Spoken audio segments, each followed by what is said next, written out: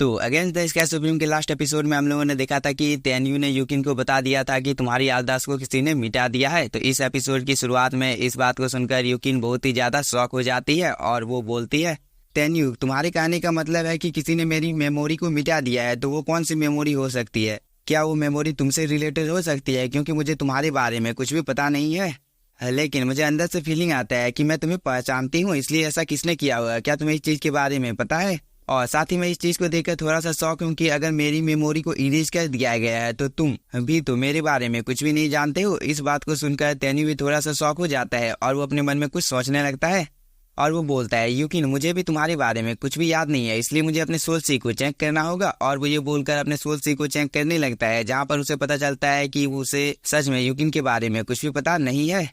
इस पर यूकिन बोलती है, तब तेन्यू हम दोनों एक दूसरे को नहीं जानते हैं, है ना? क्योंकि तुम्हारी मेमोरी को तो किसी ने इरेज नहीं किया है, फिर भी तुम्हें मेरे बारे में कुछ भी पता नहीं है। इससे पता चलता है कि हम दोनों पहले कभी भी नहीं मिले हैं। और यूकिन ये सब बोलकर बहुत ही ज्यादा उदास हो जाती है। इस बात को सुनकर तेन्यू बोलता है, शायद अगर किसी ने गलती से मुझे मेमोरी इरेजिंग फील को खिला दिया होगा तो इस चीज की वजह से मेरी सभी याददाश्त मिट गई है जो कि तुमसे रिलेटेड है। इसलिए जब मैं अपने सोल सी में झांक रहा था तब मुझे तुम्हारे बारे में कुछ भी जानने को नहीं मिला था। इसलिए मुझे लगता है कि किसी ने मुझे मेमोरी इरेजिंग पिल को खिला दिया है, जिसकी वजह से तुमसे रिलेटेड जितनी भी मेरे पास मेमोरी थी उन सभी को इस पिल की मदद से मिटा दिया गया है। लेकिन यूकिन अगर एक बार मुझे उस एलेक्सर के बारे में पता चल जाता है जिसकी मदद से मेरी मेमोरी को इरेज किया गया था, तो मैं बहुत ही आसानी के साथ में दोबारा से अपनी मेमोरी को रिकवर कर सकता हूँ। पर यूकिन यह चीज तुम्हारे ऊपर बिल्कुल उल्टा लागू होता है, क्योंकि तुम्हारी मेमोरी को पूरी तरह से मिटा दिया गया है, जिसकी वजह से हम चाहकर भी तुम्हारी मेमोरी को पूरी तरह से रिकवर नहीं कर सकते हैं। इस बात को सुनने के बाद यूकिन बहुत ही ज्यादा इमोशनल हो जाती है और वो रोने लगती है। और साथ ही वो तेन्यू को बोलती है, आखिरकार ऐसा हम लोगों के साथ किसने किया होगा, क्योंकि हम लोगों की तो किसी के साथ पर्सनल दुश्मनी भी नहीं है। इस पर तेन्यू बोलता है, तुम्हें चिंता करने की कोई भी जरूरत नहीं है। अगर मैं एक बार अपनी मेमोरी को पूरी तरह से रिकवर कर लेता हूँ तो उसके बाद मैं इमेज के रूप में सभी चीजों को अपेयर कर लूंगा, जिसकी वजह से तुम्हारी मेमोरी भी धीरे धीरे रिकवर होना शुरू हो जाएगी। यूकिन बोलती है, तेन्यू तुम यहाँ पर जो कुछ भी बोल रहे हो वो सब कुछ सुनने में तो बहुत ही ज्यादा अच्छा लग रहा है, लेकिन तुम आखिरकार इस चीज को करोगे कैसे? इस पर तेन्यू बोलता है, तुम्हें चिंता करने की कोई भी जरूरत नहीं है, क्योंकि इस चीज में मेरा लायन बिस्ट मेरी मदद करने वाला है। और वो ये बोलकर अपने लायन बिस्ट को इस जगह पर समन करने की कोशिश करने लगता है, लेकिन लायन बिस्ट इस जगह पर नहीं आता है। तभी तेन्यू को याद आता है कि लायन बिस्ट तो अभी डीप स्लीप में सोया हुआ है, इसलिए हम लोगों के पास इंतजार करने के सिवाय कोई भी रास्ता नहीं है, क्योंकि अभी लायन किंग 3rd लेवल पर है और जब तक वो 4th लेवल को ब्रेक थ्रू नहीं कर लेता है तब तक वो अपनी डीप स्लीप से नहीं जगेगा। और उसे ऐसा करने में 3 सालों का समय लगने वाला है, जो कि एक बहुत ही ज्यादा लंबा टाइम होता है। पर मैं इतने लंबे टाइम तक इंतजार नहीं कर सकता हूँ, इसलिए जैसे ही यह कंपटीशन खत्म हो जाता है मैं सीधे इस जगह से अपने घर की ओर चला जाऊंगा और अपने पेरेंट्स से पूछने लगूंगा कि आखिरकार मेरे साथ क्या हुआ था। तभी यूकिन बोलती है, तेन्यू क्या तुम घर जाने के बारे में बात कर रहे हो? तो क्या मैं तुम्हारे साथ तुम्हारे घर जा सकती हूँ? इस पर तेन्यू बोलता है, ठीक है तुम मेरे साथ आ सकती हो। इस बात को सुनकर यूकिन थोड़ी सी खुश हो जाती है। तभी तेन्यू बताने लगता है कि यूकिन इस कंपटीशन के खत्म हो जाने के बाद मैं तुम्हारे लिए एक पिल को रिफाइन करने वाला हूँ, जिसकी वजह से तुम्हारे दिल में जो बीमारी है उस चीज का वह पिल ठीक करने की कोशिश करेगा। लेकिन तुम्हें तब तक एक बात का ध्यान रखना है कि अगर तुम्हें कोई भी पिल देता है तो तुम्हें उस पिल को नहीं लेना है। इस बात को सुनकर यूकिन बोलती है, तेन्यू मुझे तुम्हारे ऊपर पूरा भरोसा है कि तुम मुझे बचा लोगे, इसलिए तेन्यू फिलहाल के लिए तुम्हें मेरी चिंता करने की कोई भी जरूरत नहीं है, क्योंकि मेरे दिल में अभी दर्द भी नहीं हो रहा है। इस पर तेन्यू बोलता है, यूकिन जो कुछ भी तुम्हारे साथ हो रहा है वो सब कुछ मेरी वजह से हो रहा है। मैं अपनी पूरी कोशिश करूंगा कि तुम्हारे ब्लैक हेयर को दोबारा से मैं हला सकूं। इस बात को सुनकर यूकिन अपने मन में सोचने लगती है कि यांग चैंग बहुत ही ज्यादा पावरफुल है और इस चीज में मैं यहाँ पर तेन्यू की कुछ मदद भी नहीं कर सकती हूँ। और अगर तेन्यू लगातार ऐसे ही फाइट करते रहा तो इस चीज की वजह से तेन्यू की मौत भी हो सकती है और वो यह सोचकर थोड़ी सी उदास हो जाती है। इस पर तेन्यू बोलता है, यूकिन क्या तुम्हें कुछ हुआ है? अगर तुम्हें कुछ मुझे बताना है तो तुम बेझिझक मुझे बता सकती हो। लेकिन यूकिन क्या तुम मुझे यहाँ पर अपने हानुआ स्वॉर्ड टेक्निक के बारे में बता सकती हो, क्योंकि यह टेक्निक तो बहुत ही ज्यादा रेयर होता है और ये आखिरकार तुम्हें किसने दी है? इस बात को सुनकर यूकिन थोड़ी सी शॉक हो जाती है और वो बोलती है, क्या तुम्हें हानुआ स्वॉर्ड टेक्निक के बारे में पता है? लेकिन इस स्वॉर्ड टेक्निक के बारे में तो मुझे तेन्यू कुछ भी पता नहीं है। बस मुझे इतना पता है कि यह टेक्निक मेरे मास्टर को मिली थी जो कि इनकम्प्लीट थी, इसलिए मेरे मास्टर ने इस टेक्निक को मुझे दे दिया था। लेकिन मैं इस शॉर्ट टेक्निक के नाम को तुम्हारे मुंह से सुनकर थोड़ी सी शॉक हूँ, क्योंकि इस टेक्निक के बारे में तो मेरी मास्टर को भी कुछ ज़्यादा पता नहीं है। इस पर तेन्यू बोलता है, ये बहुत ही लंबी कहानी है, टाइम आने पर मैं तुम्हें बता दूंगा, लेकिन मैं फिलहाल के लिए तुम्हें बता देता हूँ कि तुम अभी प्रिमोर्डियल शॉर्ट टेक्निक की प्रैक्टिस कर रही हो, जिसमें 3 स्टेज होते हैं और इन तीनों पार्टों के नाम अपर, लोअर और मिडिल हैं और इन सब में 6 पार्ट कर टेक्निक हुआ करती है। और तुम्हारी शॉर्ट टेक्निक को देखकर मुझे पता चला है कि तुम्हें इस शॉर्ट टेक्निक के बारे में पूरी अच्छी तरीके से नॉलेज नहीं मिली है। इस पर यूकिन बोलती है, तुम यहाँ पर बिल्कुल सच कह रहे हो तेन्यू, क्योंकि मेरे पास बस अपर पार्ट की ही जानकारी है।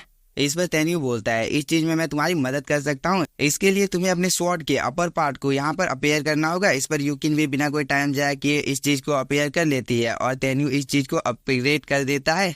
इसके बाद वह यूकिन को बताने लगता है कि मैंने तुम्हारे स्वॉर्ड के अपर पार्ट को अपग्रेड कर दिया है, जिसकी वजह से तुम बहुत ही आसानी के साथ में इमोर्टल बन सकती हो, और साथ ही मैंने मिडिल पार्ट के नॉलेज को भी इसके अंदर में डाल दिया है, जिसकी मदद से तुम अब एक गॉड भी बन सकती हो। और रही बात लोअर पार्ट की, तो इस चीज के बारे में टाइम आने पर मैं तुम्हें बता दूंगा। इसके बाद यूकिन इन सभी शॉर्ट टेक्निक को चेक करने लगती है, जिसकी वजह से वह थोड़ी सी खुश हो जाती है और वो तेन्यू को बताने लगती है कि तेन्यू, आखिरकार तुम्हें इन सभी शॉर्ट टेक्निक के बारे में कैसे पता चला है, क्या तुम इन सब चीजों के बारे में मुझे बता सकते हो। इस पर तेन्यू बोलता है, अभी फिलहाल के लिए कंपटीशन चल रहा है, जब सही टाइम आएगा तब मैं तुम्हें इन सब चीजों के बारे में बता दूंगा। और साथ ही यूकिन, जब हम दोनों इटर्नल लैंड में गए थे तब मुझे उस जगह पर एक बहुत ही ज्यादा पावरफुल स्वॉर्ड मिली थी, लेकिन उस टाइम पर हम दोनों एक दूसरे के जानी दुश्मन हुआ करते थे। इस बात को सुनकर यूकिन बताने लगती है कि उस टाइम की बात को तुम अभी क्यों बोल रहे हो, क्योंकि अब तो मैं तुमसे प्यार करने लगी हूँ। इस पर तेन्यू बोलता है, यूकिन, अगर मुझे मौका मिलता है तो मैं तुम्हें लेकर ग्रेट गॉड के पास जाऊंगा, जिसकी वजह से तुम्हें हांगुआ स्वॉर्ड के बारे में और भी ज्यादा जानकारी मिल सकती है। इस पर यूकिन बोलती है, तेन्यू, तुमने अभी मुझे ग्रेट गॉड के बारे में बताया, आखिरकार वो कौन है। इस पर तेन्यू बताने लगता है कि ग्रेट गॉड, जब देवताओं के बीच में फाइट हो रही थी तब ग्रेट गॉड ने गॉड ऑफ जस्टिस बनकर जितने भी गॉड थे उन सभी को शॉक कर दिया था। लेकिन यूकिन, मैं तो तुम्हें यहाँ पर एक इम्पोर्टेंट बात बताना भूल ही गया, अभी अभी मैंने जो तुम्हें टेक्निक दी है इस चीज के बारे में तुम किसी को मत बताना, और मैं जब बहुत ही ज्यादा पावरफुल हो जाऊंगा तब मैं खुद तुम्हें लेने के लिए आऊंगा, चाहे मेरे रास्ते में कोई भी क्यों नहीं आ जाता है, मैं उन सभी लोगों को मार डालूंगा और जो कोई भी हम दोनों को मिलने से रोकने की कोशिश करेंगे। इस पर यूकिन बोलती है, उस दिन का मुझे बहुत ही बेसब्री के साथ इंतजार रहेगा, और वो ये बोलकर अपने मन में सोचने लगती है कि मैं उस दिन को कभी भी नहीं देख सकती हूँ, क्योंकि अगर मेरी शादी एक बार इमोर्टल सेक्ट के यांगटेंग के साथ हो जाती है तो मेरे और तेन्यू का कोई भी फ्यूचर नहीं है। तभी तेन्यू बोलता है, यूकिन, हम दोनों एक दूसरे के साथ बहुत ही लंबे टाइम से बात कर रहे हैं, इसलिए अब इस फाइट को यहीं पर खत्म करने का टाइम आ गया है। इधर हम अरीना के बाहर में देखते हैं, जहाँ पर 2 डिसाइपल आपस में बात कर रहे थे कि ये दोनों तो आधे घंटे से कंटिन्यू फाइट किए जा रहे हैं, आखिरकार इन दोनों को और कितना ज्यादा टाइम लगने वाला है। इधर हम अरीना के सीन देखते हैं, जहाँ पर कुछ हलचल होने लगती है और अचानक से तेन्यू एक पत्थर में जाकर टकराता है, जिसे देखकर मास्टर तेनताई और मिस पिंग बहुत ही ज्यादा शॉक हो जाते हैं। तभी मैंगी तेन्यू के पास आ जाती है और वो तेन्यू से पूछने लगती है, क्या तुम ठीक हो। इस पर तेन्यू बोलता है, मैं बिल्कुल ठीक हूँ, तुम लोगों को चिंता करने की कोई भी जरूरत नहीं है। इसके बाद तेन्यू मास्टर तेनताई की ओर देखने लगता है और वो बोलता है, मुझे माफ कर दीजिएगा सेक्ट मास्टर। इस पर मास्टर तेनताई बोलता है, मेरे लिए इम्पोर्टेंट यह है कि तुम जिंदा हो, क्योंकि कंपटीशन तो चलता रहता है।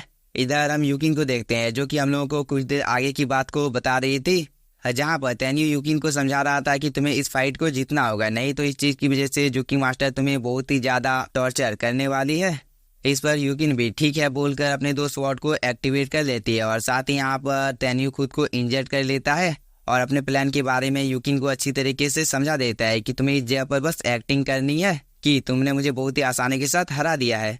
लेकिन यह सीन यहीं पर कट होता है, हम लोगों को प्रेजेंट का टाइम दिखाया जाता है, जहाँ पर यूकिन मास्टर इस चीज को देखकर बहुत ही ज्यादा खुश हो जाती है और वो यूकिन की बहुत ही ज्यादा तारीफ करने लगती है। तभी यूकिन भी अरीना से यूकिन मास्टर के पास चली जाती है और इसे ग्रीट करती है। इस पर यूकिन मास्टर बोलती है, तुम्हें ये सब कुछ करने की कोई भी जरूरत नहीं है, क्योंकि तुमने इस फाइट को जीत लिया है, तुम अपनी जगह पर जा सकती हो। इस पर यूकिन भी अपनी जगह पर चली जाती है। इसके बाद यूकिन मास्टर जाओ यांग को बताने लगती है कि अब तुम्हारी बारी है। इस पर जाओ यांग ठीक है बोलकर अरीना में आ जाता है और वो तेन्यू को चैलेंज करने लगता है कि जिसे भी मेरे साथ फाइट करना है वो इस अरीना में आ सकता है, क्योंकि मुझे उसे जान से मारना है। तभी हम मास्टर तेनताई को देखते हैं, जो कि यहाँ पर अपने मन में सोच रहा था कि पिछले 40,000 सालों से हम लोगों का सेक्ट नहीं जीता है, क्या इस बार भी हम लोग इस कंपटीशन को हार जाएंगे। लेकिन मुझे सियाव तुम्हारे ऊपर पूरा भरोसा है कि तुम इस कंपटीशन को जरूर जीतोगी और हम लोगों के हुआंगफू संप्रदाय को दोबारा से उसका गौरव और सम्मान दिलाने में मदद करोगी। लेकिन अगर सियाव तुम्हें लगता है कि तुम इस फाइट को नहीं कर सकती हो तो तुम अपनी हार को मान सकती हो। इस पर सियाव बोलती है, मास्टर टेंटाई आपको चिंता करने की कोई भी जरूरत नहीं है क्योंकि इस फाइट को तो जीतने वाली मैं ही हूँ। और वो ये बोलकर फाइट करने के लिए अरीना में आ जाती है। लेकिन इसी के साथ हम लोगों का ये एपिसोड हो जाता है खत्म। अगर आप लोगों को वीडियो पसंद आया होगा तो चैनल को सब्सक्राइब कीजिए और वीडियो को like. Thank you for watching.